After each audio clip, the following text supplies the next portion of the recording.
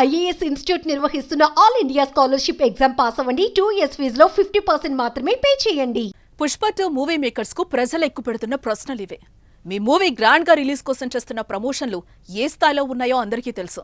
పాట్నా నుంచి హైదరాబాద్ వరకు ఓ రేంజ్ లో మూవీపై హైప్ ను క్రియేట్ చేశారు.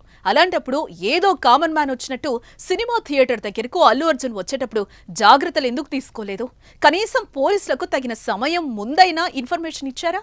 ఇష్టం వచ్చినట్టు సినిమా టికెట్లు పెంచేస్తారు, కావాల్సినన్ని బెనిఫిట్ షోలు వేసుకుంటారు. వాటి గురించి ఆలోచించి తీర్పు ఇచ్చే టైం కూడా కోర్టులకు అస్సలు ఇవ్వరు. అనుమతి ఇవ్వకపోతే సినీ పరిశ్రమకు ప్రభుత్వాలు వ్యతిరేకం అన్నట్లుగా అందరూ కలిసి నోరు పారేసుకుంటారు. హీరోయిన్ గురించి మంత్రి ఏదో అనేసరికి ఇండస్ట్రీ మొత్తం ఏకమైపోయింది. చెడామడా ఆమెపై ట్వీట్లు బైట్లతో ఫైట్ చేసేశారు. ఆమె సారీ చెప్పినా కోర్టుకి ఇచ్చారు. అప్పుడున్న చైతన్యం ఇప్పుడేమైంది?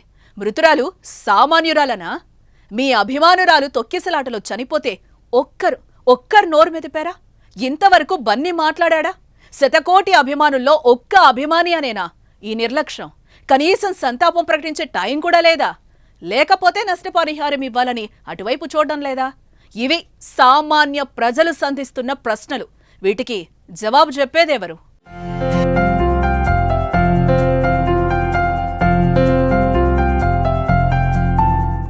Icon star hero Allu Arjun నటించిన పుష్ప 2 మూవీ ఎఫెక్ట్ తెలంగాణలోని బెనిఫిట్ షోలపై పడింది.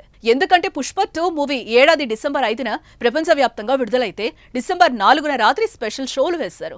హైదరాబాద్ సంధ్యా థియేటర్లో జరిగిన తొక్కిసలాటలో ఓ వివాహిత మృతి చెందింది. ఆమె కొడుకు ప్రాణాపాయ స్థితిలో ఉన్నాడు. ప్రస్తుతం ఆ బాలుడు ఆసుపత్రిలో చికిత్స పొందుతున్నాడు. దీంతో ప్రభుత్వం మేల్కొంది. ఇక నుంచి బెనిఫిట్ షోలకు అనుమతి లేదంటూ తేల్చి చెప్పేసింది.